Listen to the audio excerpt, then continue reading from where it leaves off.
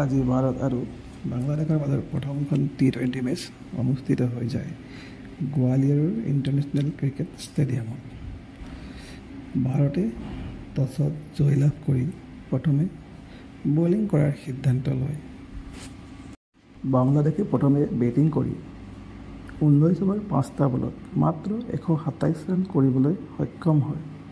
বাংলাদেশৰ হৈ PH ইমনে 8 run, Linton দাসে 4 ৰান, শান্ত কেপ্টেইনে 27 ৰান, মিৰাজ 35 ৰান, হৃদয় 12 ৰান কৰে আৰু ভাৰতৰ হৈ বলিঙত সুন্দৰ প্ৰদৰ্শন দেখুৱাই আৰ্শদীপ সিঙে 3 অভাৰ 5টা বলত 3টা উইকেট দখল কৰে।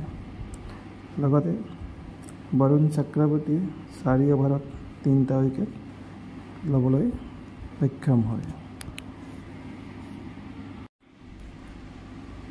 ভাৰতে মাত্ৰ 11 অভাৰ 5টা বলত 3টা উইকেট হেৰুৱাই জয়লাভ কৰিবলৈ সক্ষম হয়।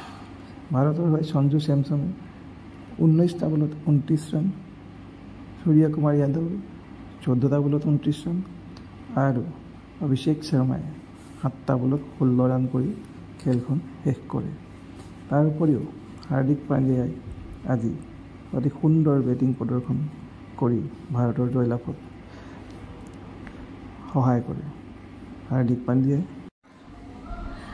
16টা বলত 39 ৰান কৰি 5টা 4 আৰু 2টা 6 মাৰিবলৈ সক্ষম হয়।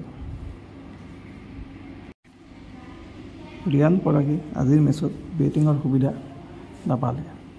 আশা আছে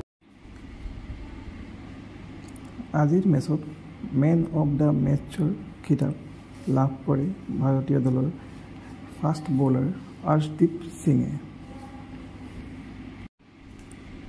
ইফালে অহা 9 অক্টোবৰ বুধবাৰে অৰুণ জেটলী ষ্টেডিয়াম দিল্লীত ভাৰত আৰু বাংলাদেশৰ মাজত দ্বিতীয়খন টি20 মেচ অনুষ্ঠিত হ'ব।